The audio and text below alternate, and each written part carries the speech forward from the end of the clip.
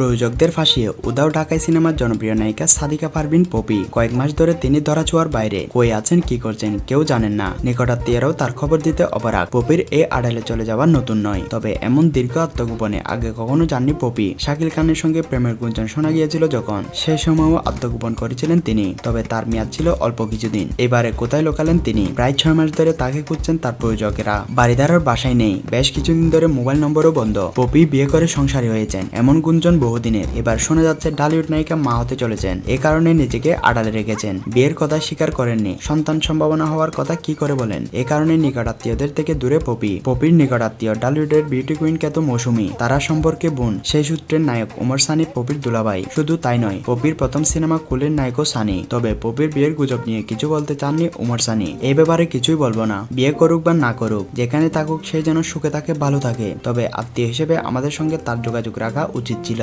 পপির দীর্ঘদিনের সহকর্মী ও কাছের বন্ধু নায়ক ফেরদৌস। পপির সঙ্গে তার শেষ দেখা হয়েছে ফিল্ম ক্লাবের নির্বাচনের সময়। ফোনে কথা হয়েছে সেও মাস 3 আগে। তার বিয়ের ব্যাপারটি তিনিও জানেন না। ফেরদৌস বলেন, বিয়ের খবর লোকমুখে শুনেছি। পপি আমার ভালো বন্ধু, কিন্তু তার ব্যক্তিগত অনেক কথা আমাকে নাও বলতে পারেন। মাস 3 আগে বাড়িদারা তার নতুন ফ্ল্যাট কেনার খবর দিয়েছিলেন ফোনে। ভালোবাসার প্রজাপতিতে সর্বশেষ 2020 জুনে কাজ করেন পপি। ছবিটির প্রায় 20% কাজ এখনো বাকি, শেষ করতে আরো 2-3 শুটিং করতে হবে। তার বাসায় গিয়ে ফিরে এসেছেন ছবির এক পরিচালক। পপির সহকর্মী ও ভক্তদের প্রত্যাশা, জাতীয় চলচ্চিত্র পুরস্কার জয়ী এই অভিনেত্রীর জীবনে যাই ঘটুক না কেন, তিনি শীঘ্রই ফিরে আসবেন সবার মাঝে, করবেন সব জল্পনা কল্পনার অবসান। টু ভিউয়ার্স, একসময় জনপ্রিয় চিত্রনায়িকা পপির অন্তরালে যাওয়ার বিষয়ে আপনার মতামত কি? নিচের কমেন্ট বক্সে কমেন্ট করে জানান। ভিডিওটি ভালো লাগলে অবশ্যই লাইক দিবেন এবং শেয়ার করে আপনার বন্ধুদের মাঝে ছড়িয়ে দিন। ও হ্যাঁ, আপনি যদি আমাদের ভিডিওর নতুন দর্শক হয়ে থাকেন তাহলে এখনই আমাদের চ্যানেলটি ঘুরে আসতে পারেন। মিডিয়া পাড়া নিয়ে আপনার কাঙ্ক্ষিত ভিডিও আমাদের চ্যানেলে পেতে পারেন। সাবস্ক্রাইব করে পাশে থাকুন।